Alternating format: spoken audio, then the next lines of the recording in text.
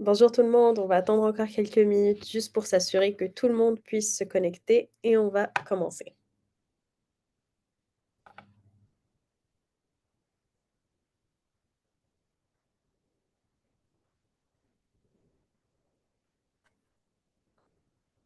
Ok, peut-être une autre minute.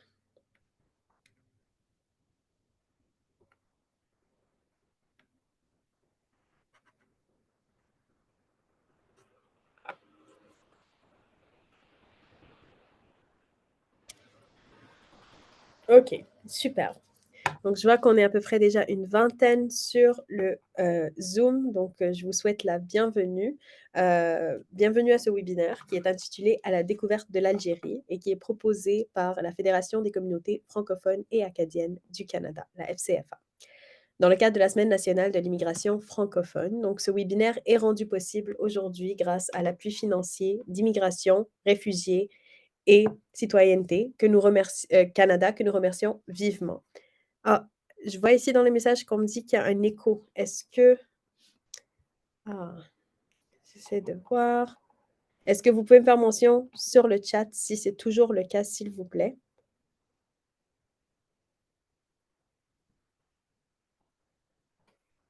Tout va bien, ok, super. Donc voilà, donc le webinaire est rendu possible aujourd'hui grâce à l'appui financier d'Immigration, Réfugiés et Citoyenneté Canada, que nous remercions vivement.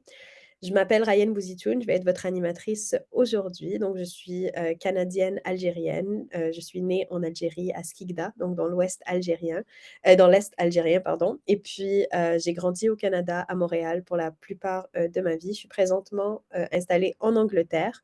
Donc, j'étudie à la maîtrise en droit et finances en Angleterre.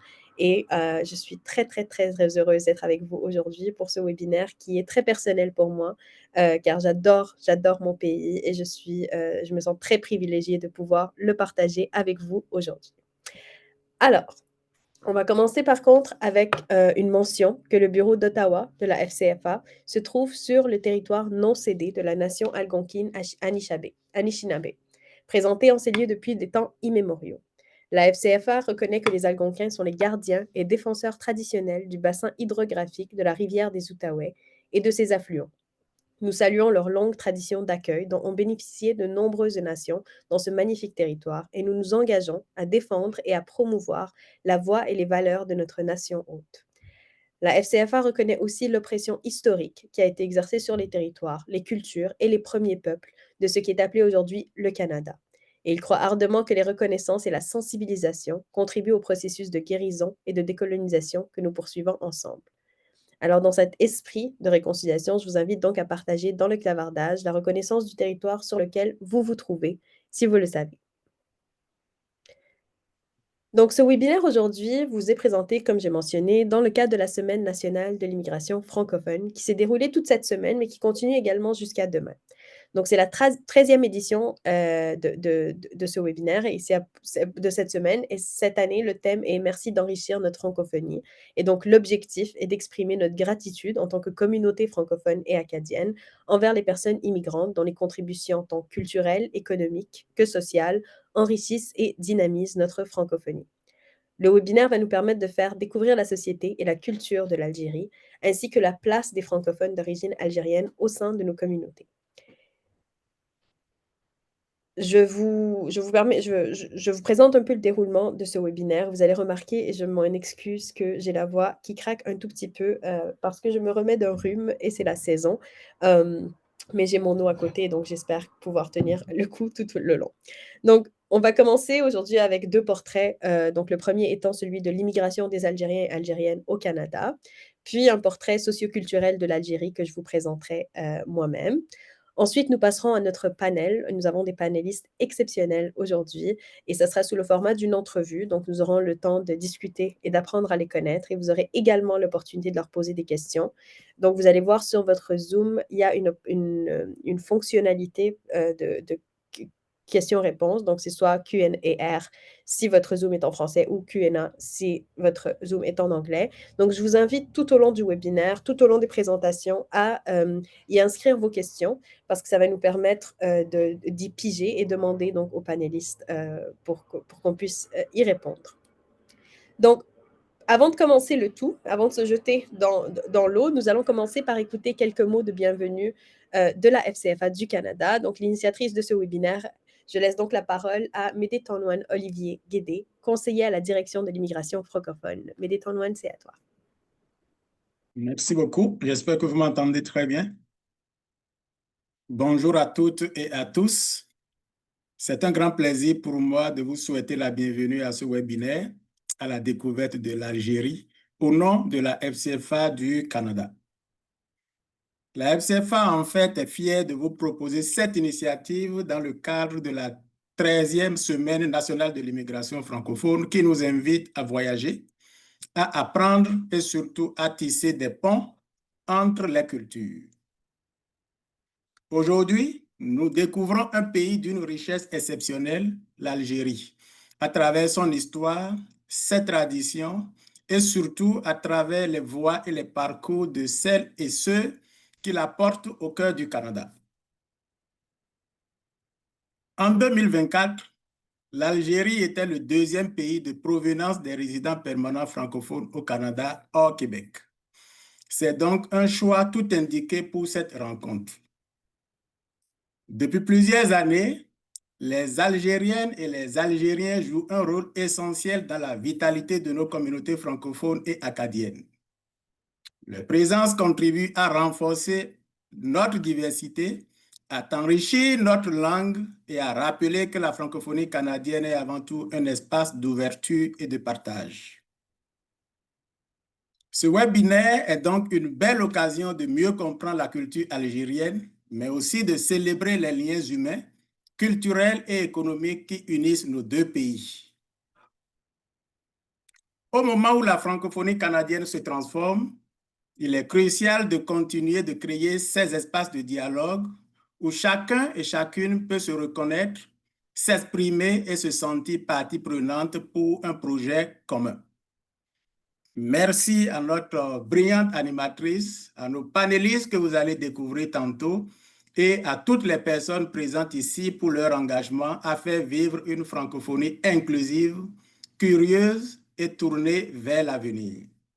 Je nous souhaite un excellent webinaire et surtout une belle découverte de l'Algérie, ce beau pays. Merci beaucoup. Merci beaucoup à toi, Médé Tonouane, pour cette excellente mise en contexte et pour tes bons mots. Alors maintenant, j'ai le plaisir d'introduire l'honorable Robin Watt Lawfer, ambassadrice du Canada en Algérie, qui malheureusement n'a pas pu être présente en live avec nous aujourd'hui, mais qui a tout de même tenu à nous adresser quelques mots en vidéo. Donc, la vidéo sera projetée à l'instant.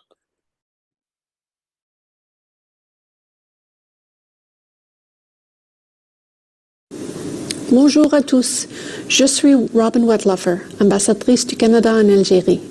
Je suis heureuse de participer avec vous à ce webinaire à la découverte de l'Algérie, organisé dans le cadre de la Semaine nationale de l'immigration francophone.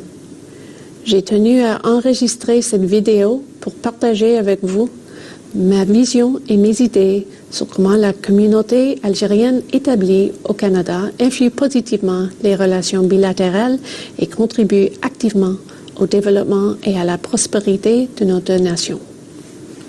Je suis arrivée à ce merveilleux pays il y a quelques mois et j'ai déjà parcouru plusieurs wilayas et je suis sincèrement impressionnée par la beauté et la diversité de l'Algérie qui a plusieurs points communs avec le Canada. Une grande superficie, de grandes ressources naturelles et une richesse culturelle infinie. Je sais que j'ai encore tellement de choses à découvrir dans votre beau pays. Le Canada et l'Algérie entretiennent des relations bilatérales positives, largement alimentées par les liens de leurs diasporas respectives. Environ 137 000 personnes représentant la deuxième plus grande diaspora algérienne à l'étranger après la France. On qualifie souvent la communauté algérienne établie au Canada de passerelle qui relie nos deux pays. Je peux vous assurer qu'il ne s'agit pas d'une expression vide de sens. Dernièrement, lors d'une visite récente à Béjaïa, je suis allée au centre de formation du port qui a opté pour une technologie canadienne pour les exercices de simulation et de ces opérations. Et ce sont 2 Canado-Algériens qui gèrent ce projet de partenariat, assurant un transfert de technologie et de savoir-faire. Vous avez aussi sans doute entendu parler de Karim Zarib, ce scientifique canado-algérien qui a été nommé officier de l'Ordre du Canada par son Excellence la très honorable Mary Simon, gouverneure générale du Canada, et qui a été reçu lors d'un déplacement récent en Algérie par le président de la République, Abdelmajid Tebboune. Ses contributions à l'avancement du domaine de l'énergie ont été un atout déterminant dans l'atteinte de la carboneutralité à l'échelle internationale. Karim Zarib souhaite contribuer au développement de l'industrie stratégique des batteries en lithium dans son pays d'origine.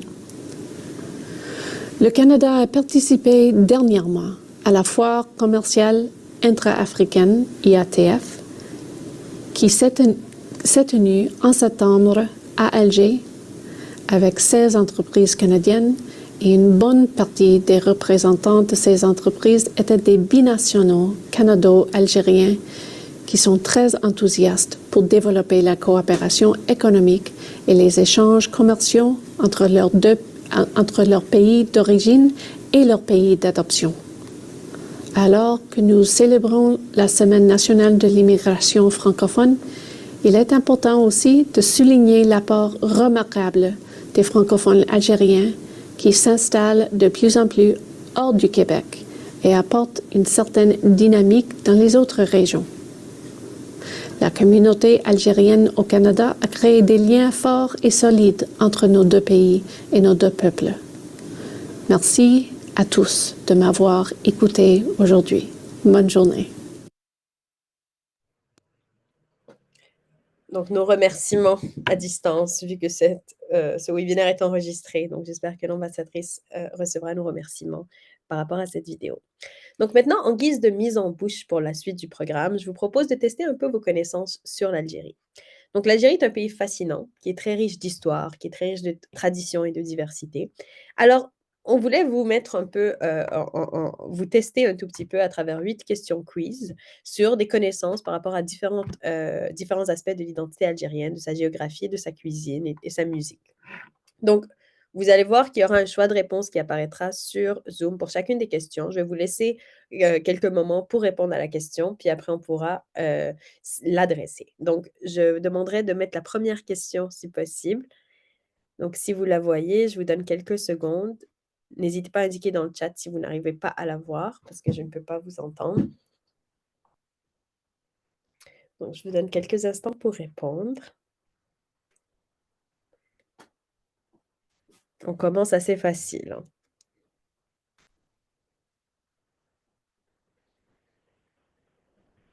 OK, on continue.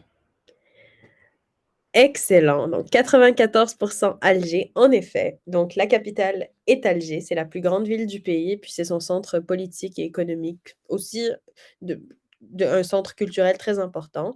Elle est située sur la côte méditerranéenne, donc elle est au nord du pays et elle est surnommée, Alger la Blanche. Donc je vous invite très fortement à la visiter, c'est une magnifique ville. Alors on continue avec la deuxième question. Quelle mer borde le nord de l'Algérie? Je vous donne quelques secondes, pardon. OK, on peut aller vers la réponse. On va voir qu'est-ce que vous nous avez dit.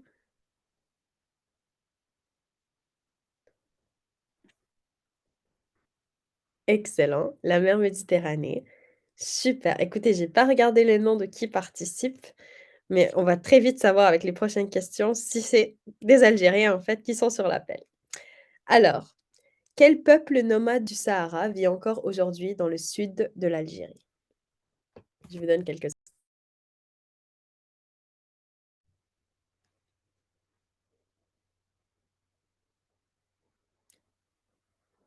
On regarde la réponse.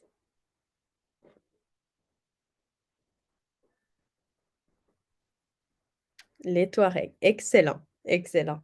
En effet, c'est les Touaregs. Donc c'est un peuple berbère nomade qui vivent dans le désert du Sahara, et en fait, pas juste sur territoire algérien. Donc les Touaregs, évidemment étant un peuple nomade, sont également dans d'autres pays de la région et ils sont connus pour leur hospitalité, ils sont connus pour leur excellent thé, et leur incroyable musique. Donc un magnifique peuple également à découvrir. On regarde la prochaine question. Donc, quel genre musical populaire est originaire de la ville d'Oran? Et encore une fois, là, je ne sais pas à quel point il y a combien d'Algériens sur elle, mais des fois, l'origine est en soi une question contestée, mais permettons-nous de simplifier. Je vous donne quelques temps.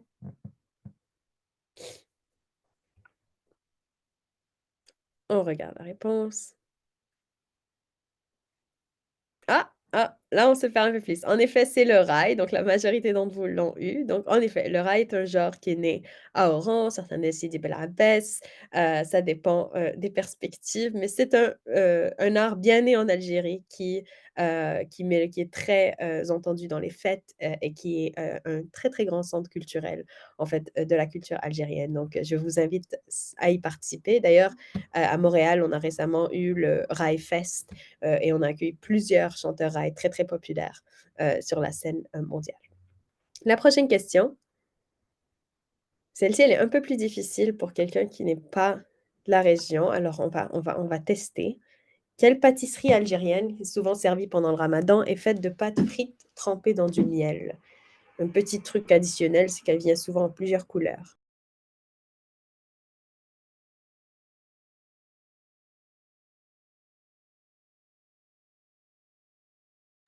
On y va avec la réponse.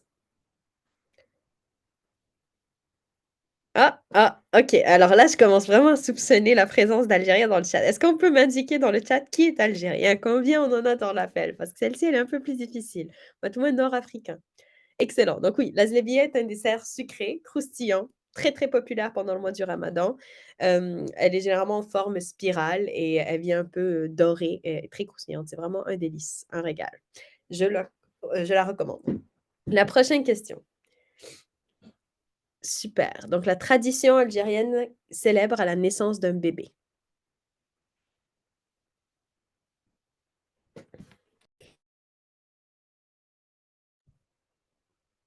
On peut aller vers la réponse.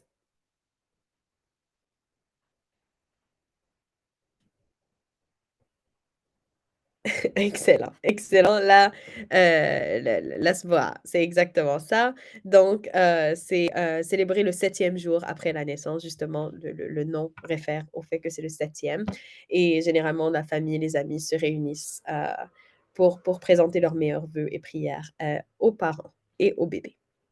OK, donc une dernière question pour la route. Donc parmi ces célébrités, lesquelles sont d'origine algérienne?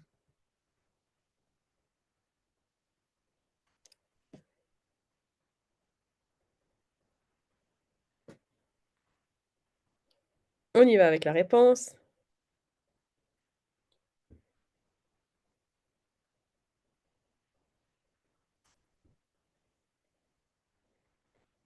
Toutes ces réponses est la bonne réponse. En effet, ils sont tous d'origine algérienne. Par ailleurs, j'en profite pour, faire la publicité d'un événement dans lequel j'ai rien à voir, mais, Yasmina Khadra sera à Montréal et à Québec les 19 et 22 novembre. Alors pour, les fans, je vous conseille définitivement d'y aller. C'est une rare visite, mais ça en vaut la peine. C'est un excellent auteur. Donc je vous recommande. OK, super. Est-ce qu'on a une dernière? Ah oui, on a une dernière question à vrai dire. Donc je vous la laisse, une dernière question.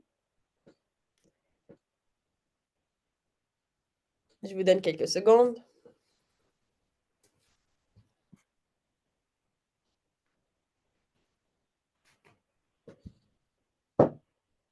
La réponse.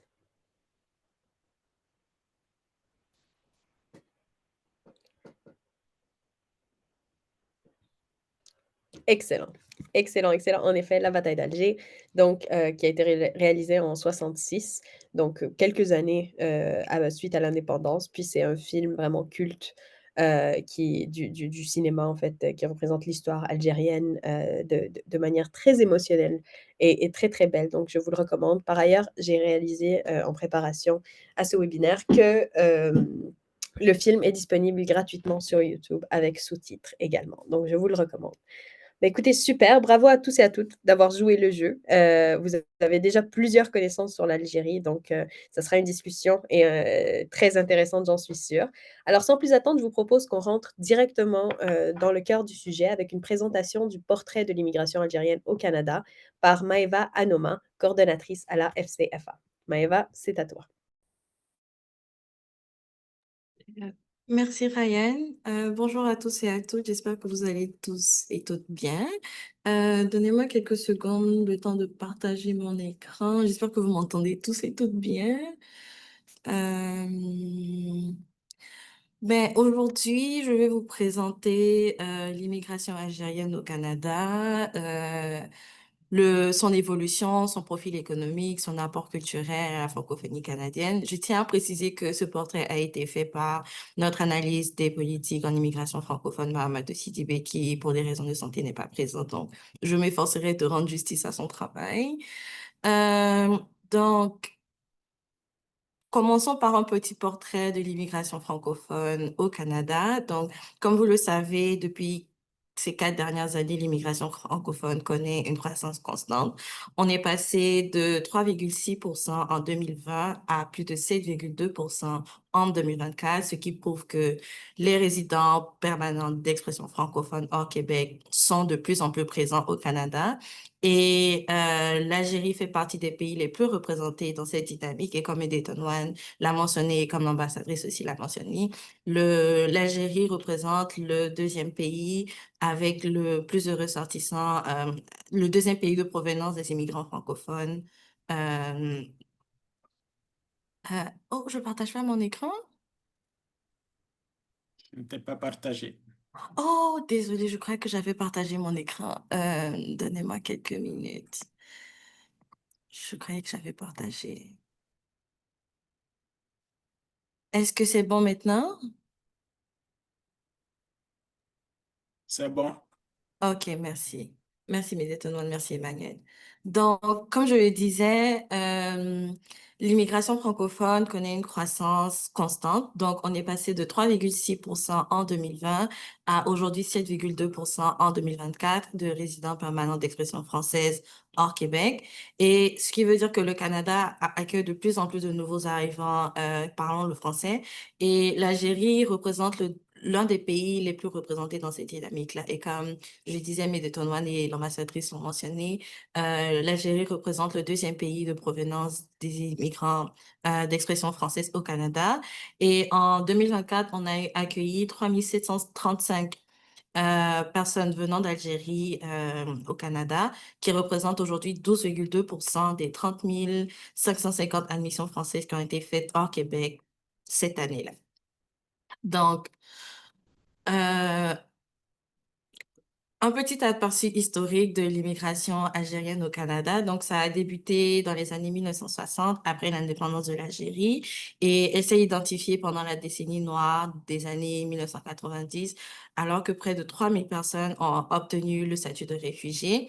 Et depuis cette présence-là, c'est vraiment structuré autour de réseaux professionnels, de réseaux d'étudiants et de réseaux culturels.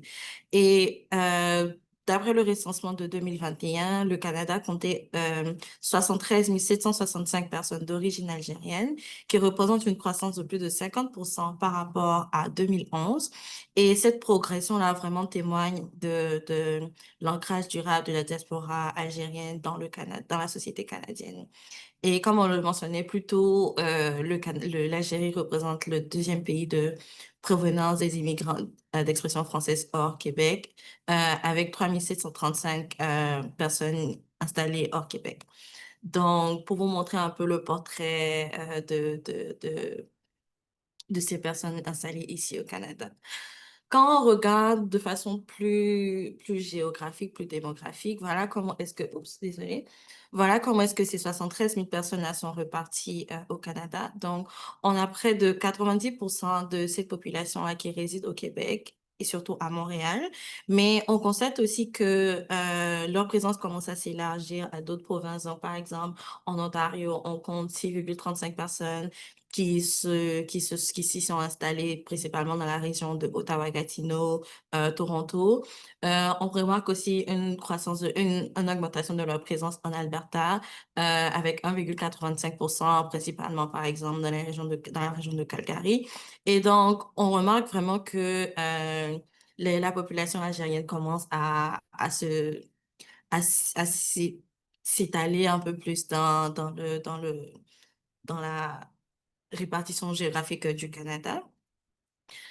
Quand on regarde aussi le portrait linguistique des personnes immigrantes algériennes installées au Canada, par rapport aux langues officielles, on remarque que le français demeure largement la première langue officielle parlée avec près de 87% de personnes qui l'utilisent principalement au quotidien.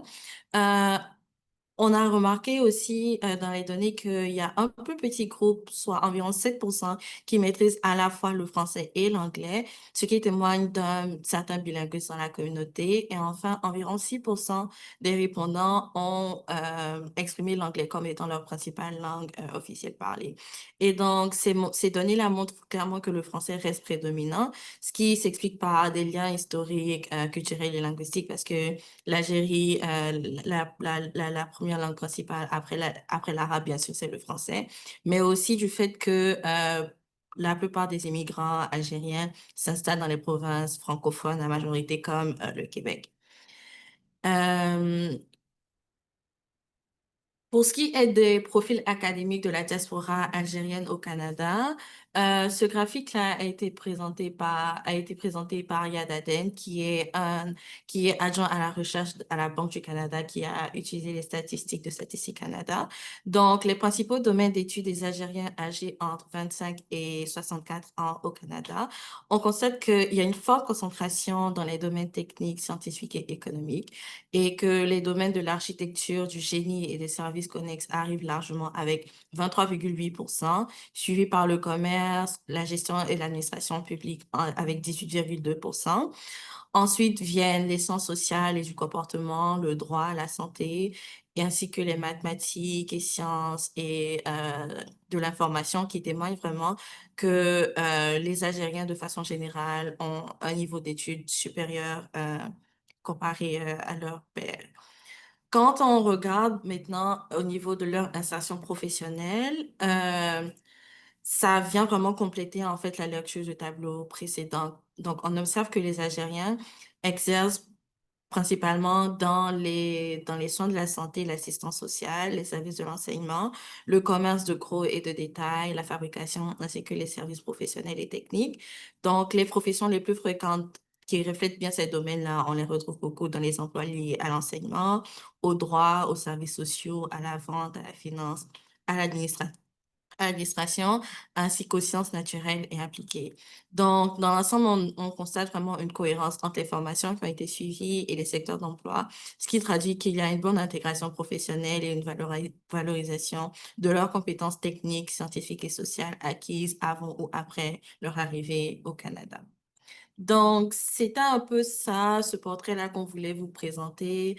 Et la présence algérienne, vraiment, c'est une force francophone vivante, faite de résilience, de savoir et de fierté, et qui façonne vraiment, qui enrichit le visage du Canada d'aujourd'hui. Donc, j'ai mis les sources à la fin de la présentation, si jamais vous voulez approfondir vos connaissances par rapport aux informations qui ont été partagées. Et merci à vous. Merci, Ryan. Je te repasse la parole. Merci à toi, Maëva, merci à toi. Je retiens que notre communauté est en train de se répandre un peu dans le pays, puis ça fait plaisir de savoir que, on explore un peu plus de tout ce que le Canada a à offrir. Donc merci beaucoup pour cette présentation. Donc sans plus tarder, je vous propose maintenant d'en apprendre un peu plus directement sur la culture algérienne, le rapport à la langue française, les forces de l'Algérie et un peu son histoire. Donc je vais vous présenter moi-même un peu ce portrait un peu socio-culturel très sommaire. J'ai vu dans le chat que nous avons plusieurs personnes de la communauté sur cet appel, donc j'en profite pour vous dire que donc je ne suis, pas historienne, mais donc la légitimité de ma présentation vient vraiment du fait, de mes recherches et de mon amour pour le pays, mais ça me fera super plaisir si vous avez des choses à ajouter, bah, que vous les ajoutez sur le chat et qu'on en parle un peu plus lors de notre Q&A. Donc je vais y aller avec, je vais peut-être sauter certaines parties, par souci de temps. Donc à la découverte de l'Algérie. Donc tout d'abord, commençons par le facile. Où est située l'Algérie? Donc l'Algérie, est un pays de l'Afrique du Nord. C'est le plus grand pays d'Afrique et ça a une superficie de 2,38 millions, de kilomètres carrés. Donc on parle de à peu près donc le Canada est peut-être 4 fois plus grand que l'Algérie, mais disons que donc l'Algérie, c'est le 10e plus grand pays du monde, le Canada étant le 2e, mais les 2 ont en commun d'être dans ce top 10. Donc, au nord de l'Algérie, on a donc la Méditerranée, comme vous pouvez voir ici. Et puis, au sud, on a le Sahara, qui couvre au final plus de 80% du territoire. L'Algérie est extrêmement riche en ressources naturelles, donc l'ambassadrice l'a mentionné, mais donc gaz, minerais et beaucoup d'autres choses. C'est un climat qui est méditerranéen au nord et désertique au sud. Vous aurez compris donc, étant donné que 80% du pays est donc le désert, qu'est-ce qui tend à arriver, c'est qu'il y a une forte concentration de population au nord du pays, là où est-ce que la majorité des grands centres sont, et la population est un peu plus diffuse une fois qu'on rentre dans le Sahara. Donc, l'histoire de l'Algérie, une grande source de fierté et un vulgaire résumé, parce que ça prendrait des heures à elle seule. Mais les racines de l'Algérie remontent donc à l'Antiquité. Les premiers habitants étaient donc les Berbères, aussi connus, vous allez l'entendre, sous le Amazigh, des peuples autochtones d'Afrique du Nord. Donc, l'Algérie antique abritait des puissants royaumes numides, donc on l'appelait la Numidie. Donc, il y avait le royaume donc, de Massinissa, le roi de Numidie, qui était donc le 3e siècle, si je m'abuse, avant Jésus-Christ. Il a unifié les tribus berbères et s'est allié à Rome. Ensuite, il y a son petit-fils, Jugurtha, qui lui a été très populaire avec la résistance en fait à la domination romaine. Suite à justement cette résistance et la victoire de l'Algérie, ben, l'Algérie s'est intégrée, suite à la victoire, excuse-moi, de Rome, ben, l'Algérie a été intégrée à l'Empire romain pour un moment. Et c'est intéressant parce que dans le pays, on voit un peu cette intégration dans la mesure où il y a beaucoup de ruines romaines dans plusieurs places. Et d'ailleurs, je n'ai pas la statistique exacte, mais l'Algérie est un des pays avec le plus de ruines romaines dans le sud global. Alors, c'est assez intéressant et très fascinant et assez bien maintenu. Et comme ce n'est pas nécessairement quelque chose qui est toujours présenté comme un musée où est-ce que tu dois payer des tickets pour entrer et tout, tu voyages et tu peux directement y accéder. Donc, ça vaut la visite. Mais on a entre autres Tipaza, Djemilatim, Gad et Cherchel qui ont beaucoup de ces ruines. Donc plus tard, la région a été envahie par les Vandales, puis ensuite elle a également été rattachée à l'Empire byzantin. Et au Moyen Âge, l'islam arrive donc avec les Arabes, la population se convertit progressivement, puis la langue arabe s'impose. Je suis désolée. Donc, de plus grandes dynasties voient le jour, donc des dynasties berbères, pardonnez-moi, excusez-moi.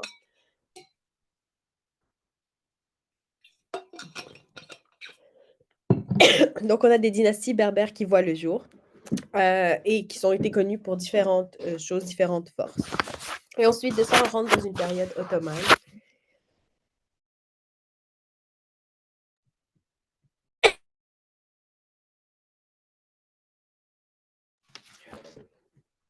Voilà, excusez-moi, c'est super que ça soit enregistré en plus.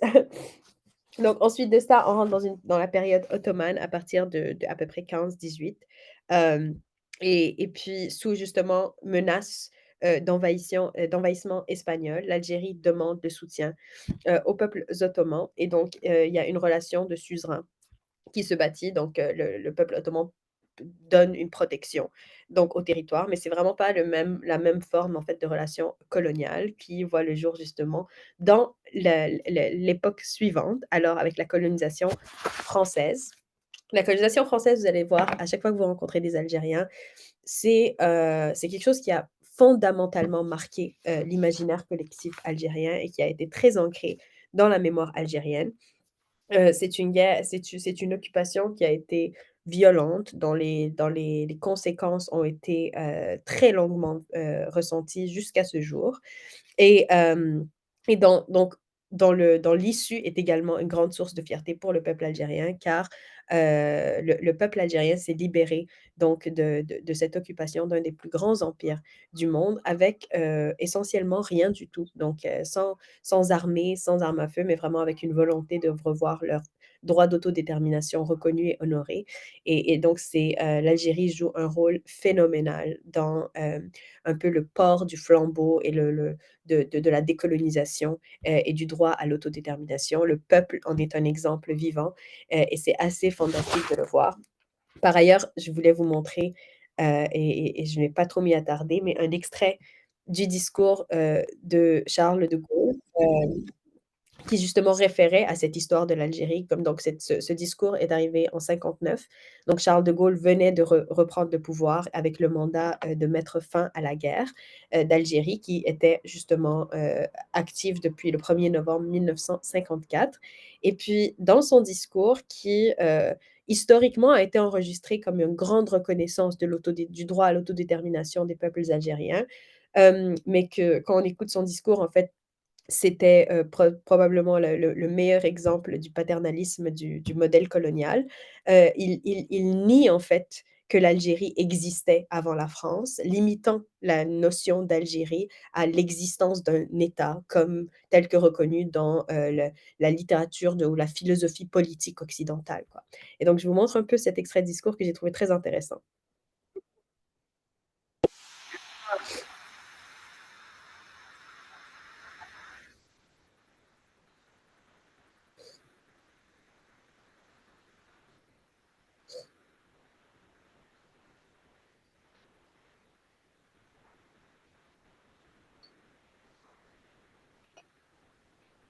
Ryan, on n'entend pas. Il faudrait que tu départages ton écran et que tu repartages ensuite. Ah, merci beaucoup. Je m'excuse. OK, je le fais à l'instant. Je vais repartager, je m'en excuse.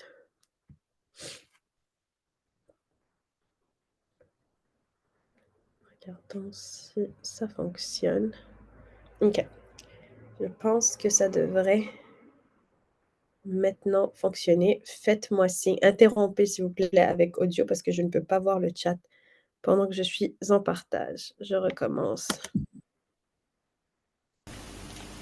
Je poserai la question aux Algériens en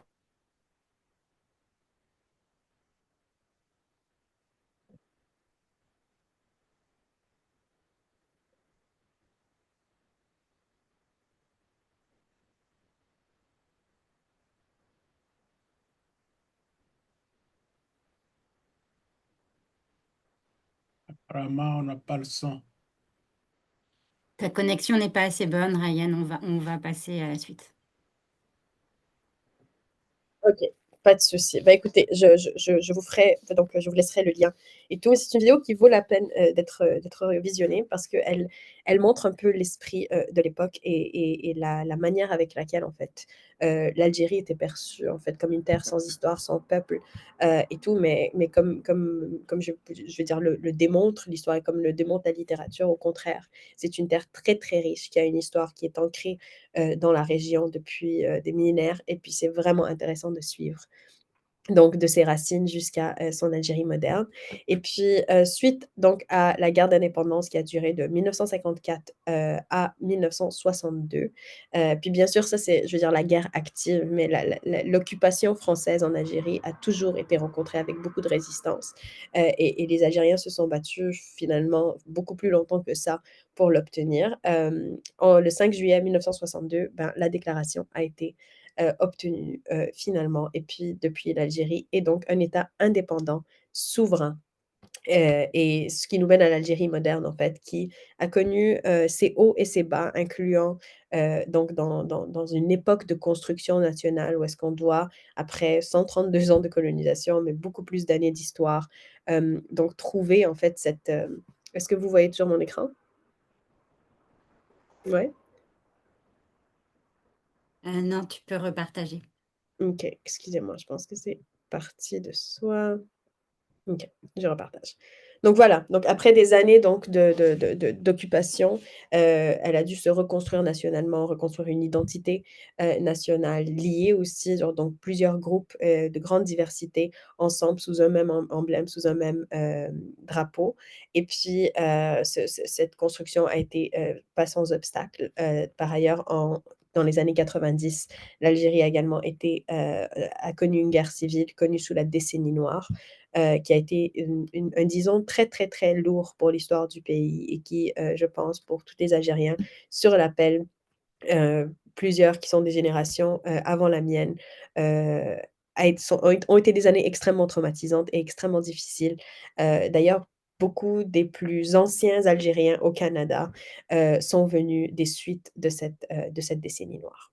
Et donc depuis, nous sommes un peu dans ce renouveau démocratique, donc l'Algérie continue de connaître ses hauts et ses bas, continue sur sa construction étatique avec beaucoup d'ambition, beaucoup de vision et beaucoup d'efforts pour essayer donc de construire un pays à l'image de son peuple et à l'image de son histoire. Alors, je je je vais aller sur le reste très rapidement pour qu'on puisse, donner plus de place au panel. Mais en gros, l'Algérie a une population de 47 millions d'habitants. Donc comme je vous disais, l'Algérie est 4 fois plus petite que le Canada, mais a une population très similaire, plus grande que le Canada, qui lui est à 41 millions. L'âge médian est donc estimé à environ 28,5. On voit dans ce graphique ici que l'âge médian est en train de grandir. Donc, soit que la population âgée est en train de grandir ou euh, qu'il y a moins de naissances. La réalité, c'est un peu des deux. Donc, l'espérance de vie augmente, ce qui monte un peu l'âge médian, mais aussi l'accélération de la croissance a été réduite. Donc, la population continue de grandir, mais pas à la même vitesse, ce qui fait que maintenant, on est un peu en dessous de 30 ans. Et puis, comme j'avais dit, donc la forte répartition de la population est dans le nord. Du côté économique, l'Algérie est un pays d'hydrocarbures d'abord, donc elle est historiquement extrêmement dépendante sur le pétrole. C'est le premier producteur de gaz naturel en Afrique et par ailleurs est un très grand exportateur pour l'Europe, particulièrement pour l'Espagne et l'Italie.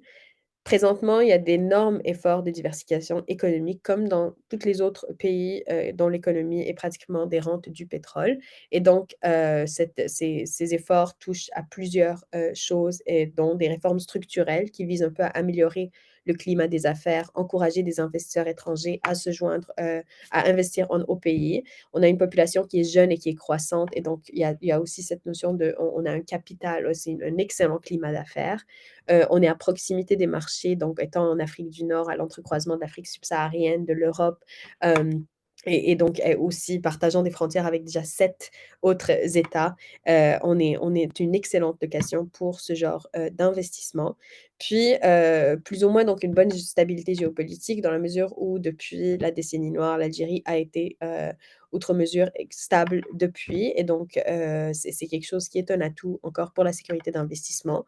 Des conditions climatiques extrêmement diversifiées, donc en Algérie, il y a vraiment, plusieurs pays en un et on peut se retrouver donc, différentes opportunités dans différentes régions et qui méritent toutes d'être considérées et exploitées. Et puis le multilinguisme. Donc on va en parler un peu plus tard, mais je veux dire l'Algérie est un pays qui fondamentalement dans son tissu, social, dans sa génétique est extrêmement multilingue, ce qui est un atout immense, encore une fois, pour des étrangers, pour des investisseurs étrangers, mais également des investisseurs qui sont issus de la diaspora algérienne, dont on a certains sur cet appel. Bon, malgré ça, bien sûr, il y a, quand même la persistance de plusieurs défis qui doivent être adressés et qui continuent à être hem, une source en fait, de soit ralentissement ou à tout le moins d'obstacles pour l'économie, dont entre autres, une grande, grande présence de l'économie informelle qui donc, n'est pas nécessairement, comptée dans, les recettes de l'État. Il y a aussi un grand taux de chômage, donc comme j'ai dit, l'âge médian est très, très bas, donc on a une très grande jeunesse, la majorité étant très éduqués, mais malheureusement, donc plusieurs demeurent sans emploi et donc considèrent, quitter le pays, pour ces suites.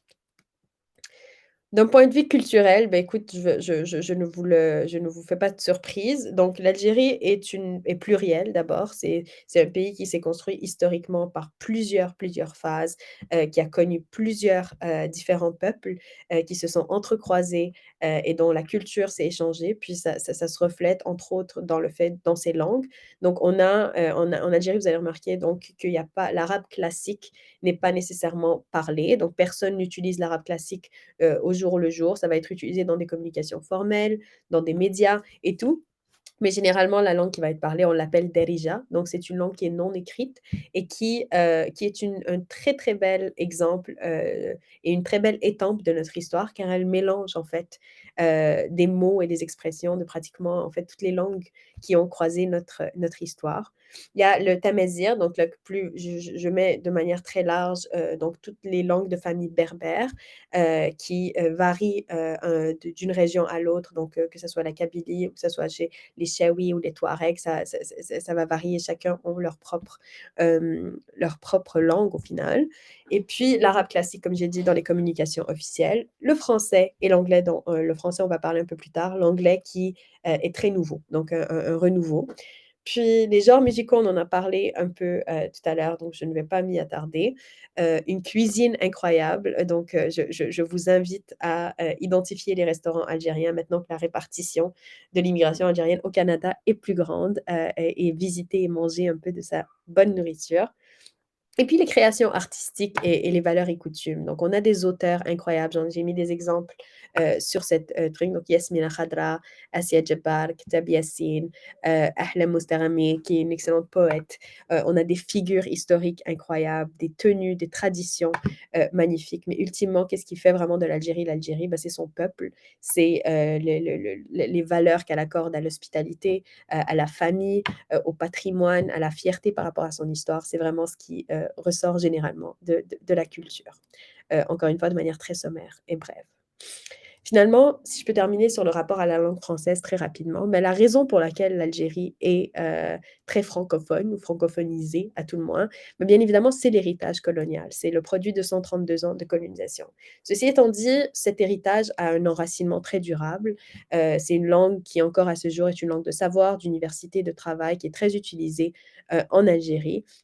Elle permet un pont avec le monde francophone et donc par exemple, l'Algérie a un statut d'observateur, à l'Organisation internationale de la francophonie. Puis c'est aussi pour sa diaspora un grand outil d'intégration et de rayonnement. Ça facilite un peu ce pont avec d'autres communautés francophones, à l'étranger, incluant les communautés francophones au Canada.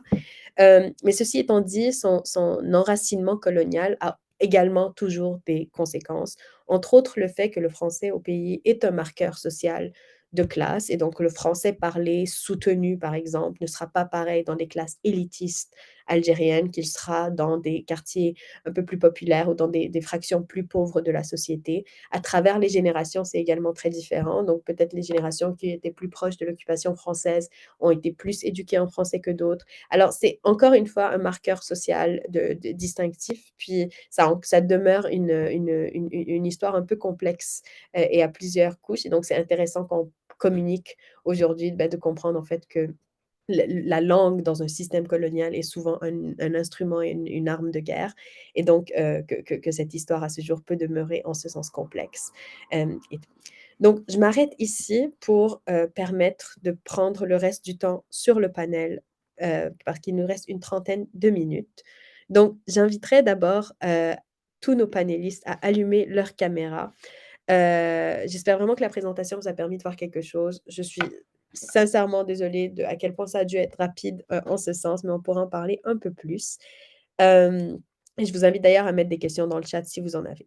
Alors, maintenant que j'ai ce magnifique panel devant moi, laissez-moi vous présenter nos panélistes aujourd'hui.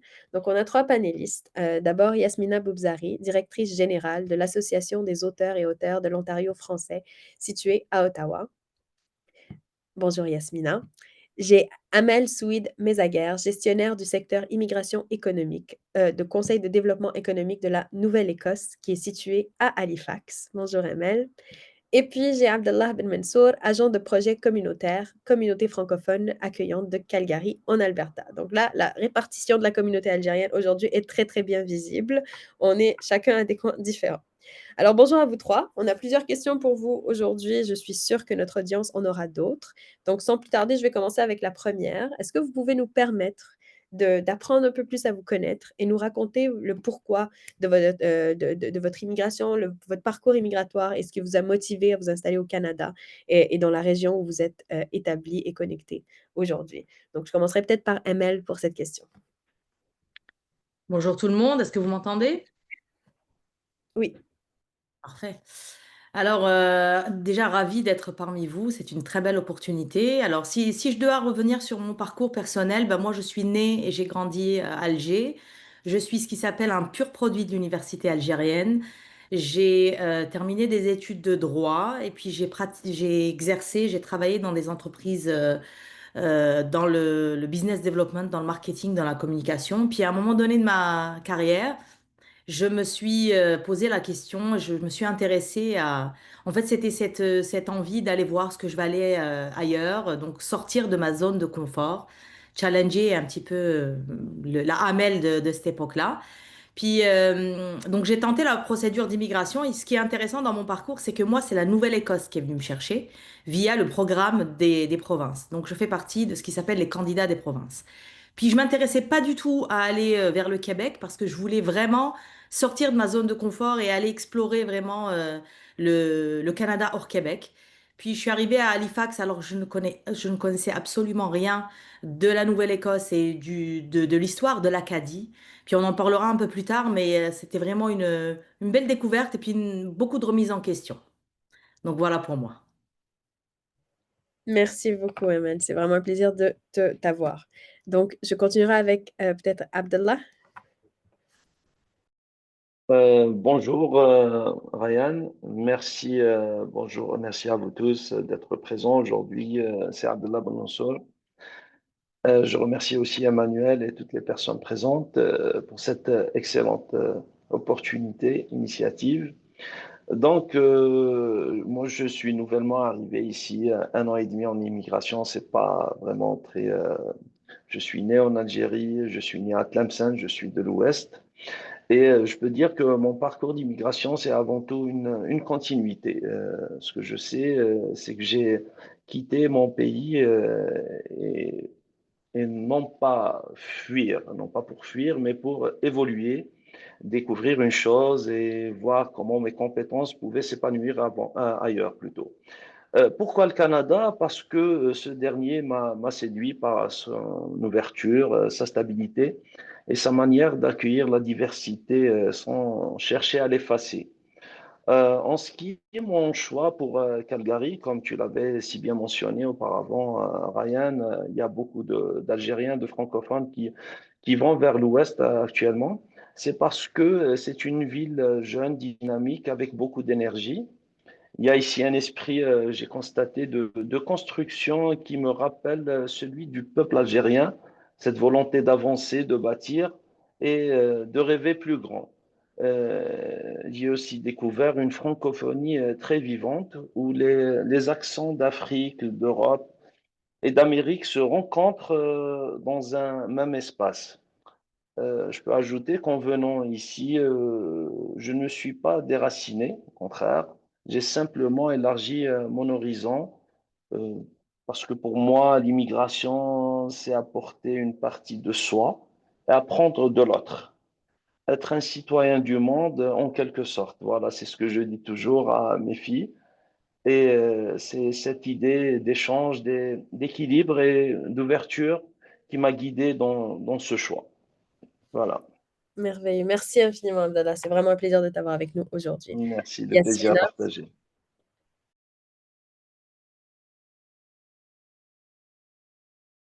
Yasmina, je pense que tu es encore sur le micro éteint. Excellent. Parfait, ben bonjour, je suis heureuse d'être avec vous aujourd'hui. Tout d'abord, j'aimerais reconnaître que je me trouve à Ottawa, territoire non cédé de la nation algonquine Anishinaabe. Je suis heureuse d'être dans ce panel-là. J'écoute mes compatriotes algéro-canadiens, puis ça rejoint un petit peu ce que j'allais dire. Je pensais que les parcours étaient comment dirais-je, j'allais dire que mon parcours était particulier, mais je pense au fond que tous les parcours sont particuliers. L'intention d'immigrer étant une intention tout à fait individuelle. En ce qui me concerne, je ne pense pas avoir quitté l'Algérie. C'est un pays que j'aimais beaucoup, que j'aime toujours. Euh, j'ai obtenu mon diplôme d'ingénieur agronome en Algérie, spécialisé en économie rurale. J'ai été me chercher une maîtrise en développement économique en Belgique et j'ai tout de suite travaillé dans l'action humanitaire. Donc, j'ai beaucoup voyagé. J'ai travaillé dans pas mal de pays, aux Nations Unies notamment. Puis ensuite, avec le père de mon enfant, à un moment donné, bon, bah, il fallait s'établir. Mon enfant venait d'avoir 6 ans. Puis le père de mon enfant n'étant pas algérien, j'avais pas nécessairement envie d'aller m'installer dans son pays et il n'avait pas nécessairement envie de m'installer dans le mien. Puis on s'est dit, bon, ça nous prend un territoire neutre. Et comme Sacha était déjà, ouf, j'ai dévoilé le nom de mon enfant, comme mon fils était déjà bilingue, on s'est dit, bah, très bien, le Canada pourrait être une bonne alternative. On est arrivé, on s'était établi d'abord au Manitoba, une très belle expérience, une très belle communauté accueillante. J'ai rien à dire là-dessus. Puis ensuite, petit à petit, donc on a déménagé vers Ottawa. Y a-t-il autre chose que je voudrais rajouter? Non, je pense que ça a fait le tour. Je reviendrai plus tard sur mes liens avec la francophonie canadienne. Fantastique. Bah, alors, justement, ça nous mène à notre deuxième question. Donc, comment décririez-vous votre relation donc, avec les communautés francophones et acadiennes au Canada? En tant qu'Algérien, Algérienne, que pensez-vous que vous apportez de particulier à ces communautés-là? Je commencerai donc cette fois-ci par Abdallah. Merci pour la parole aussi. Alors, pour cette question, pour ma part, je peux plutôt parler de francophonie canadienne qu'acadienne. Et donc, je vois cette dernière comme une grande famille, une famille diverse, en mouvement où chacun apporte son histoire et sa culture. Je peux dire comme impliquant dans la communauté francophone, notamment avec les différents organismes très polyvalents ici, comme par exemple CFA ou CANAF. J'ai voulu participer à ce dialogue, à cette belle idée qu'on peut être différent, mais parler un langage commun, celui du partage. Alors, les Algériens y apportent beaucoup. Je le vois tous les jours. On vient d'un pays où la langue française vit à côté d'autres langues, comme tu l'as si bien cité, l'arabe et le berbère. Et tout ça crée cette dérija et ce dialecte très riche. Et cette richesse, hein, on la transporte avec nous. On apporte une francophonie du Sud, pleine de vie, de créativité et de chaleur humaine surtout. Pour moi, être un francophone ici, ce n'est pas juste parler français. C'est faire vivre une culture d'ouverture et c'est aussi de montrer que la francophonie, ce n'est pas une nostalgie du passé, mais plutôt une manière moderne et inclusive de vivre ensemble. Voilà. C'est très joli, je suis très d'accord avec cette Ouais, analyse. je t'en Merci prie. beaucoup. Yasmina, si je te permets d'y Ah répondre. oui, absolument, avec plaisir. J'éprouve toujours beaucoup de plaisir à parler de la langue française et des communautés francophones. Ben, pour moi, peut-être que Ryan, vous l'avez mentionné tout à l'heure quand vous avez parlé de langue et puis le rapport entre la langue et peut-être l'éducation. Moi, j'appartiens en fait à la génération d'Algériennes et d'Algériens qui ont été éduqués en français. En fait, de mon temps, on avait la possibilité d'être éduqué en français ou en arabe. Donc, on avait ces possibilités-là. Donc, moi, évidemment, c'était pas mon choix personnel, c'était un choix de la famille, tout comme mes sœurs d'ailleurs. Donc, j'ai étudié en français. Il y avait que l'arabe que je faisais en arabe. Puis aujourd'hui, je m'interroge encore sur mes liens à la langue française C'est une langue à laquelle je tiens beaucoup, dans une langue, moi je l'appelle en fait ma langue de cœur. C'est pas nécessairement, je dirais pas ma langue maternelle, j'ai été éduquée dans les deux langues. Mais c'est la langue dans laquelle je réfléchis, c'est la langue dans laquelle j'exprime mes émotions. Donc je parle de langue de cœur.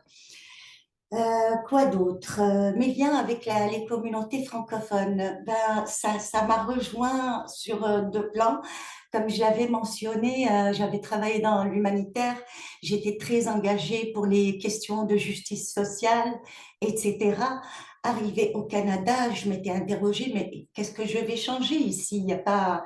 Et finalement, j'ai compris que la notion de langue minoritaire, la question, donc les enjeux de vivre dans un contexte linguistique minoritaire. Et c'est là que j'ai trouvé un petit peu ma voix. Donc, ça me rejoignait premièrement par rapport au niveau de la langue et par rapport à ce que je voulais faire.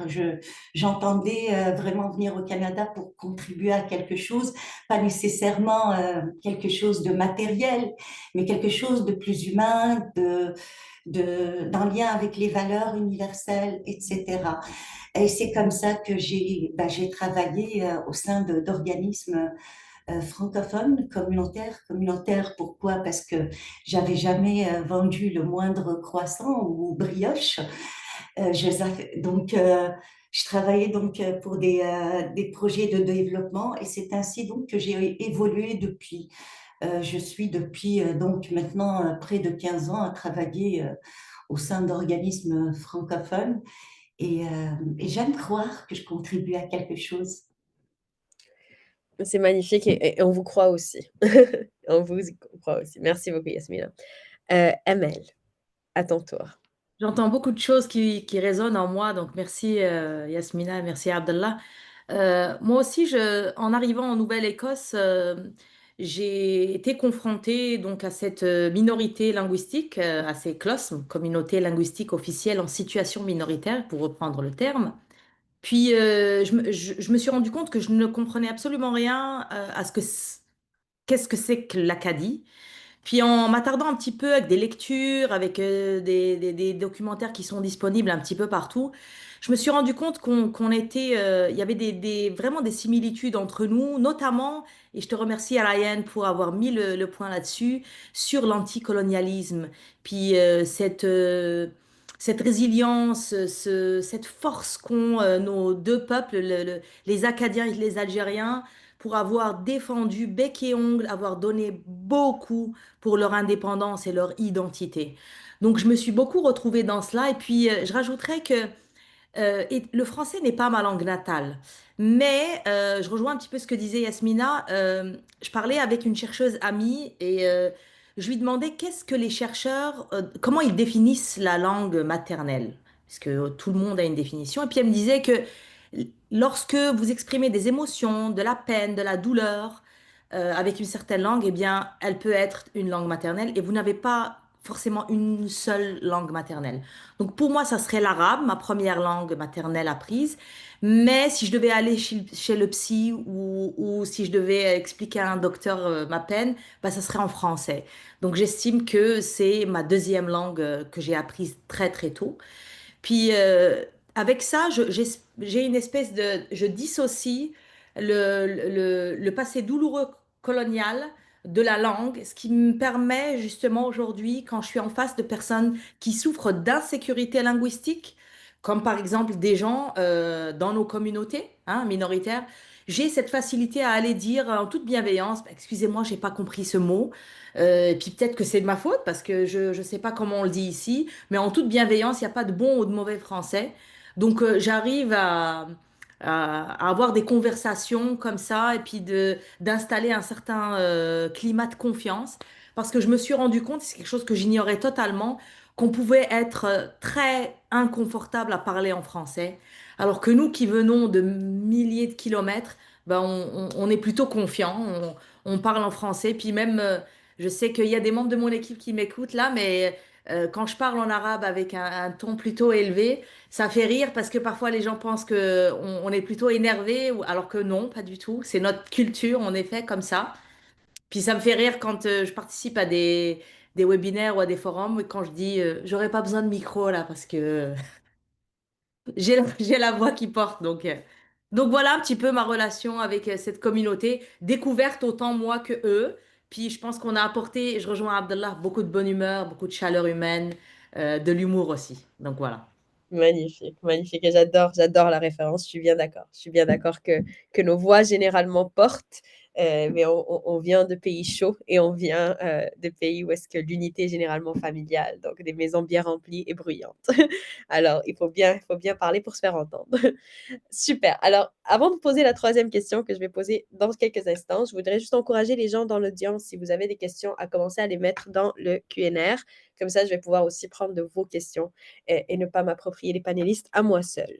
Alors, pour la troisième question, quel est le lien que vous avez conservé avec l'Algérie? On parle, je vous entends dans toutes vos réponses, votre amour tant pour le français que pour l'Algérie, que pour le Canada, se ressent. Donc, quels sont ces liens que vous avez conservés avec votre Algérie natale, que ce soit sur le plan donc affectif, culturel, social ou peut-être même professionnel par moment? Et comment ces liens nourrissent en fait votre vie ici au Canada? Alors, dit autrement, comment continuez-vous à faire vivre l'Algérie en vous, ici? Je vais commencer peut-être par Yasmina cette fois-ci. Oui, mes liens avec l'Algérie, ah mon Dieu, ça c'est complexe. Il y a de l'amour, il y en a, c'est certain, mais dans l'amour, il y a toujours toutes sortes de choses, hein. Il peut y avoir de l'amertume, il peut y avoir de la colère, il peut y avoir de la rancune. Donc, je dirais que oui, ça c'est du côté des émotions. Vous l'avez mentionné, Ryan, on a eu une histoire très complexe qu'on continue à porter individuellement et collectivement. Qu'est-ce que je dirais? Ben, écoutez, ça a été, c- c- je vais dire que mes liens avec l'Algérie se sont un petit peu, quelque peu complexifiés depuis que j'ai perdu ma mère il y a quelques années. C'était pour moi peut-être, je me demandais si est-ce que c'était le dernier port d'attache. Je ne sais pas ce qui me retenait en Algérie, mais 6 ans après, je suis repartie. Et c'était juste, alors que j'appréhendais et tout, mais arrivé là-bas, c'était juste quelque chose d'autre, de très beau, rien que de sentir l'odeur du jasmin, d'entendre le muezzin, d'entendre les enfants jouer dehors. Tout ça, c'est quelque chose d'unique qui nous ramène vers ce qui on est. Et encore une fois, l'identité est très, très complexe. Donc oui, je garde des liens d'attachement très forts en Algérie, mais c'est certain on ne se fait pas avec le passé. On est composé de toutes sortes de choses. On a des identités multiples et j'aime ça en fait. C'est magnifique, à tout moins. Vous donnez à la complexité une grande beauté. Une grande beauté. Merci beaucoup pour cette réponse, Yasmina. ML. Moi, je parlerai aussi d'équilibre, c'est-à-dire que je rencontre beaucoup de gens de par mon travail, puisque mon travail c'est d'accompagner les nouveaux arrivants ici au Canada, qui soit gardent un lien à 100%, donc ils sont déconnectés de la réalité ici, ils sont tout le temps connectés là-bas, ou bien le contraire. Moi, c'est mon point de vue, moi je fais un peu d'équilibre, un peu des deux. C'est-à-dire que à des moments phares de l'année, par exemple le Ramadan, par exemple des moments comme ça, ben, je suis connectée à la télévision, je regarde les programmes, je ris de notre humour, bien évidemment. Puis je suis également critique. Il y a parfois des choses que je pense qu'on devrait faire mieux. Donc je suis toujours dans la critique très constructive, on va dire ça, parce que on est les enfants d'Algérie qui veulent du bien et qui veulent que ça avance dans le bon sens et qu'on mette la main dans la main tous ensemble pour vraiment un avenir meilleur pour nous et pour nos enfants, pour les générations futures, je veux dire. Puis, je suis aussi très rattachée à la culture, donc à comment on s'habille, à comment on mange, à comment... ce qui ne m'empêche pas d'aller découvrir aussi les autres spécialités culinaires, les autres cultures, les autres... donc voilà, je fais preuve d'ouverture, mais également je suis très, très, très, très enracinée dans ma culture. Voilà. C'est magnifique. Puis sincèrement, je pense que c'est dans un esprit qui est assez harmonieux avec le contexte du pays, qui justement est quand même très diversifié de par sa nature. Je pense donc l'ouverture du monde au monde et l'ouverture à l'autre, j'ai l'impression devrait pratiquement être dans dans nos gènes en fait, historiquement parlant. On a rarement connu qu'un seul peuple ou qu'une seule réalité. Donc l'Algérie est très plurielle. Et donc j'aime bien que vos réponses reflètent cette pluralité, en fait, tant à l'échelle nationale que de notre expérience individuelle une fois qu'on quitte. Magnifique. Avdallah, à ton tour. Alors, cette question, elle est vraiment très profonde et très importante pour, je pense, chaque Algérien euh, qui sort de l'Algérie, non seulement la majorité, pas seulement ici au Canada, mais partout dans le monde, toute la diaspora. Je peux dire que l'Algérie et notamment ma ville, Tlemcen, qui font partie de moi partout où je vais. Et Dieu sait que le Tlemcenien viscéral que je suis aime l'Algérie. Mes liens avec mon pays d'origine sont très forts. Je suis ici avec mon épouse et mes deux filles, mais là-bas, c'est à travers ma famille, notamment mes parents, ma mère, mes sœurs, mes neveux et nièces, ma belle famille d'une manière particulière, mais aussi d'une manière générale à travers l'histoire, la culture, la musique, la langue et les valeurs que je porte. Je peux dire que l'Algérie m'a appris surtout la solidarité, la dignité et la persévérance. Et ce sont justement ces valeurs-là que j'essaie d'appliquer ici dans ma vie non seulement professionnelle et celle de tous les jours. Je crois que si vivre entre deux pays, euh, c'est une richesse, vraiment. L'Algérie me donne cette profondeur et le Canada m'offre la perspective. Et ensemble, vraiment, ils m'aident, comme a dit Amel, à garder un bel équilibre. Alors, j'adore aussi justement partager une autre, si je peux ajouter, une autre image de l'Algérie, celle d'un peuple jeune, tu l'avais bien mentionné auparavant, qui est créatif, qui est vraiment tourné vers l'avenir en ce moment. Et quand je parle de mon pays ici, je le fais vraiment avec fierté, parce que je sais que nous avons, nous, Algériens, beaucoup à offrir. Notre énergie, notre culture et surtout notre humanité. Voilà. C'est magnifique. Merci beaucoup, Abdallah.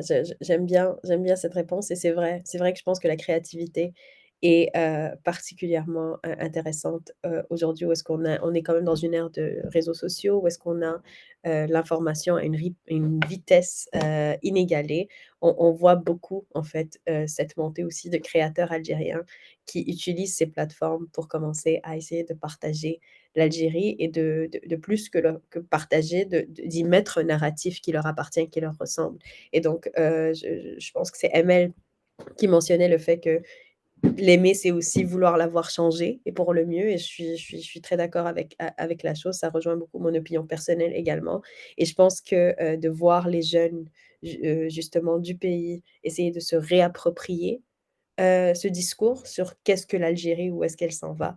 C'est aussi une forme d'amour et de patriotisme qui est rafraîchissante.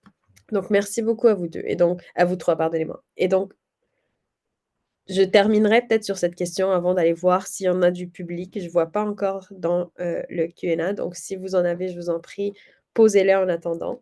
En attendant, je demanderai aux panélistes, en fait, donc de l'aspect de la culture algérienne, ou je rajouterai, si vous voulez, de la francophonie aussi, si vous voulez parler de ça à la place.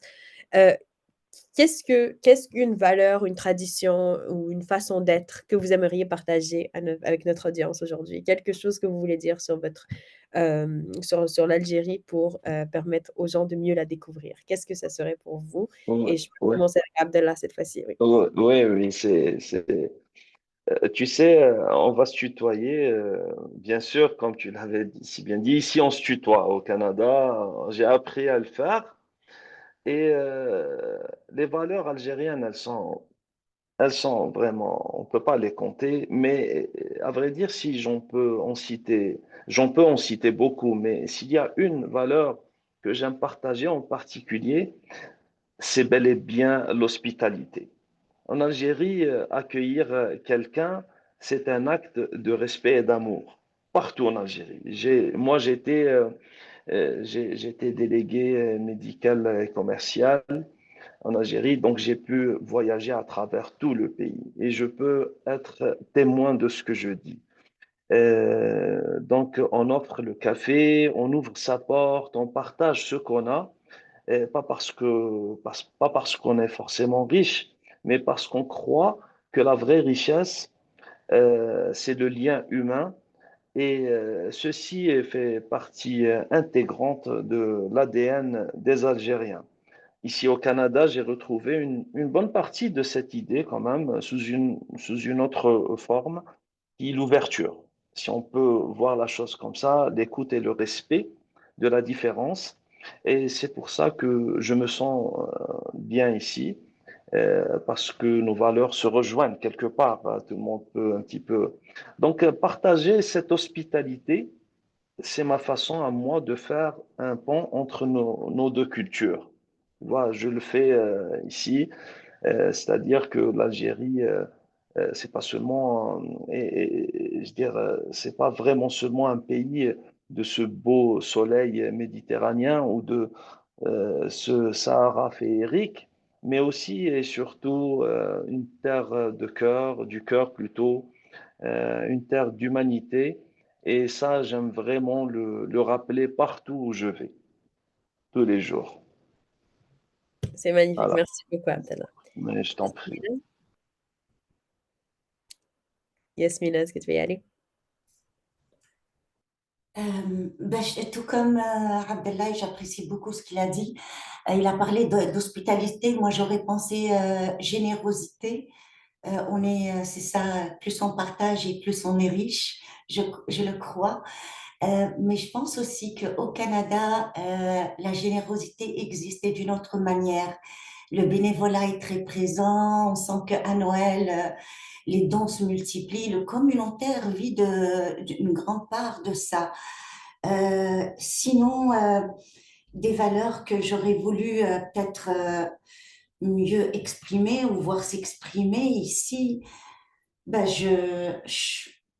il y a quelque chose qui est quand même particulier aux Algériens, c'est je pense que d'autres diraient on se mêle de ce qui ne nous regarde pas, mais non, on est toujours partisans des questions de justice sociale, etc.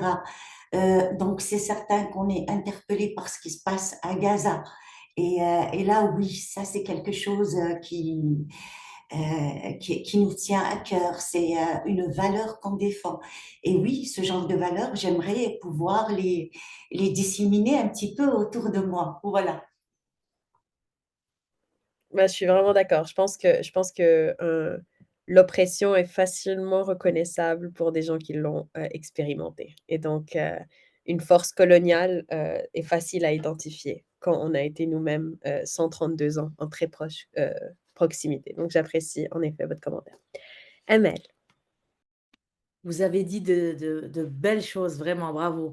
Moi, je dirais, pour rire un petit peu, on est le peuple, je pense, qui trouve le moyen de sortir le drapeau à toute occasion.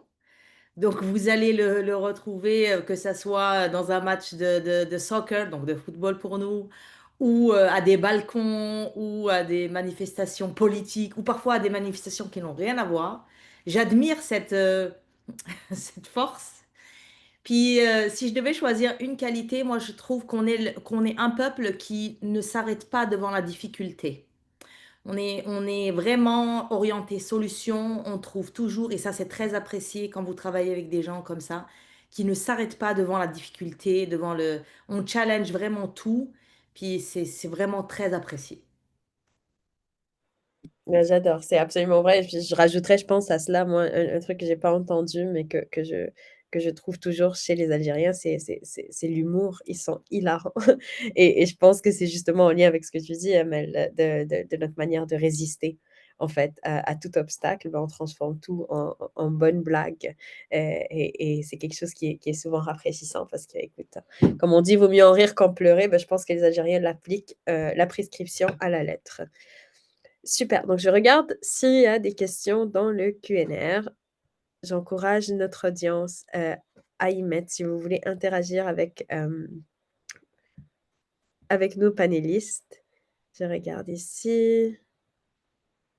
Je vais essayer de voir vous laisser OK, donc je vois pas de questions présentement. Alors qu'est-ce que je vais faire? C'est que je vais poser une autre et si quelqu'un a une question, donc s'il vous plaît, ne vous gênez pas, je garderai un œil, sur le, Q&A. Alors, peut-être une autre question que j'aurais pour vous, c'est en fait, comment vous voyez l'avenir de la francophonie canadienne, notamment avec justement l'arrivée de nouvelles générations issues de l'immigration? On sait que l'immigration est une question, bon, ça a toujours été une question politique, mais des fois, c'est des questions plus politisées qu'elles ne devraient presque l'être. Heu, comment voyez-vous l'avenir de cette francophonie canadienne et des contributions des différentes donc personnes? Je sais que c'est pas une question simple parce que vous n'êtes pas ici sous prétention de représenter l'ensemble de la communauté algérienne du Canada, mais plutôt on voudrait profiter de votre sagesse, de votre expérience personnelle pour essayer de dresser un peu ce portrait. On peut commencer par Amel? Je veux bien prendre cette question. Vas-y, je t'en prie. Oui, je t'en prie, vas-y. Oui, moi j'allais dire comment je la vois plus comme, et je l'espère, je la souhaite, comme une francophonie ouverte sur les francophonies internationales. Je comprends que ici la francophonie, je la trouve un peu trop centrée sur elle-même, mais ça serait injuste de ma part de dire ainsi. Elle est centrée sur elle-même parce il y a cette urgence de répondre à certains aux besoins de la communauté francophone. Donc, c'est tout à fait légitime, mais en tant que minorité, on le sait bien, c'est la solidarité qui nous sauve et une ouverture sur les francophonies internationales permettrait, je suis sûre, à la francophonie canadienne d'avancer, ça permettrait plus de visibilité et un meilleur positionnement. Excellent, Et ça, c'est excellent. mon point de vue tout à fait individuel. Merci beaucoup Yasmina du partage. Amel? Alors, je rejoins Yasmina. Moi, aujourd'hui, je m'exprime à titre vraiment personnel. Donc, je ne représente pas la gestionnaire du secteur immigration économique, mais vraiment l'immigrante. Puis moi, cette francophonie, déjà, je pense que l'immigration est un des leviers indispensables pour la croissance. Nous, c'est vraiment pas une question aujourd'hui, c'est vraiment quelque chose qui est démontré par les études. Puis je pense que la francophonie doit être de plus en plus ouverte, puis orientée innovation. Puis je mesure le traumatisme et les sacrifices des communautés francophones en situation minoritaire. Je cite les Acadiens, par exemple, qui ont été victimes de ce qui s'appelle le grand dérangement. En gros, c'est une déportation et c'est un trauma qui est même intergénérationnel. Donc je comprends leur réticence, je comprends la peur. Et puis je discute beaucoup, par exemple, avec les aînés. Je vous raconte une petite anecdote, mais quand je suis arrivée en Nouvelle-Écosse, j'allais à la bibliothèque, puis je voyais des dames d'un certain âge faire du crochet. Puis un jour, je m'approche d'elles et je leur dis, ben, moi aussi, je sais faire du crochet. Puis elles me disent, how come? Tu viens d'où? Je dis, ben, je viens d'Algérie, puis le crochet, c'est quelque chose qu'on sait faire. Enfin, je veux dire, c'est pas quelque chose d'Acadien ou de Canadien. Puis elles le savaient pas. Donc, ce que je veux dire, c'est que les peurs, c'est ancré en nous. Et puis, ça vient pas forcément de quelque chose de malveillant, c'est juste de l'ignorance. Donc, moi, cette francophonie, je la vois plus ouverte, donc plus d'efforts dans l'information, l'éducation des parties prenantes, puis orienter en innovation, orienter vraiment sortir de notre zone de confort en tant que communauté en situation minoritaire pour aller chercher le meilleur, peu importe là où il soit, pour renforcer notre francophonie. Voilà. Magnifique, merci beaucoup Amel. Abdallah? Alors, tout comme Amel, je tiens à préciser que ça, c'est une question à laquelle on doit répondre d'une façon personnelle et non pas très générale. Et ça doit rester dans cette optique pas très, très politique parce que on peut s'étaler ici, faire un autre webinaire. Parce que c'est vraiment très délicat. La francophonie, je pense, si je ne vais pas dire de bêtises, elle était beaucoup plus présente dans les décennies précédentes à l'ouest, en dehors du Québec. Et ça a commencé à disparaître, d'où maintenant, je pense, cet effort d'accueillir ces personnes francophones et cette immigration francophone hors Québec. Par contre, il faut qu'il y ait un grand suivi par rapport à ça. Il ne faut pas, je pense, que un francophone qui va vivre en dehors du Québec demeure juste une statistique, comme l'avait présenté votre consoeur tout à l'heure, parce que vraiment, c'est des gens qui viennent dans le programme Entrée Express comme travailleurs qualifiés. C'est des gens qui ont des compétences, qui ont une carrière, qui sont universitaires en majorité, qui ont un background et qui peuvent apporter beaucoup. Et surtout les Algériens, je sais ce que je dis, c'est des personnes qui sont très polyvalentes, c'est des Jarod, c'est des caméléons, ils peuvent s'adapter, mais il faut leur donner l'occasion de s'exprimer, de faire une interview, de faire, d'appliquer, d'avoir un retour, voilà, de dire ce qu'ils peuvent donner, ce qu'ils peuvent apporter. Je sais bien sûr qu'il faut à un moment donné faire quelques mises à jour par rapport à, on peut pas, on peut avoir la même langue, mais ne pas parler la même langue, mais ne pas avoir le même langage, si vous voulez. On peut juste faire cette petite mise à jour et donner cette occasion aux francophones d'exister, vraiment, d'ouvrir de nouvelles opportunités francophones et bilingues. Et comme ça peut, si vraiment on veut faire perdurer cette langue française et la francophonie hors Québec. Donc, et je ne vais pas vraiment m'étaler, tout le monde sait vraiment ce que je veux dire, mais il y a les organismes ici, moi je vois, ils font un travail extraordinaire pour aider les personnes qui viennent et ça commence à donner des résultats qui sont très positifs, mais il faut faire, il y a beaucoup de choses à faire aussi, je pense. Voilà. Merci beaucoup pour vos réponses. Donc, ça nous mène justement, on finit sur ces belles paroles, ça nous mène à la fin de ce webinaire. Moi, J'espère... Oui, si je peux ajouter un truc, puisque voilà, si c'est la fin du webinaire, vraiment, je tiens à remercier Emmanuel qui m'a donné cette occasion de participer. Je te salue, toi, pour cette belle présentation. Je tiens aussi à saluer et remercier chaleureusement vraiment le peuple albertain, ici à Calgary aussi, les Calgariens qui nous ont bien accueillis, tout le peuple canadien pour son ouverture. Le Premier ministre, en l'occurrence, Marc Carney, et pour ma part, bien sûr, la gouverneure Dania Smith parce que c'est important. Et vraiment, permettez-moi également d'adresser mes salutations vraiment les plus profondes au peuple algérien, partout, ainsi qu'à notre président, bien sûr, Abdelmajid Tebboune. Merci beaucoup. merci beaucoup Abdallah pour ces paroles. Donc, j'espère que vous avez apprécié ce webinaire autant que moi je l'ai apprécié. Je vous invite à compléter le formulaire d'évaluation en ligne qui a été mis dans le chat. Ça va vraiment nous aider pour les éditions futures de ces webinaires. Je tiens à rappeler que la Semaine nationale de l'immigration francophone va continuer jusqu'à demain. Et donc, il y a généralement plusieurs activités dans différentes régions. Alors, continuez à vous enrichir des nombreuses contributions des personnes immigrantes et à connaître les différentes cultures présentes dans nos communautés francophones.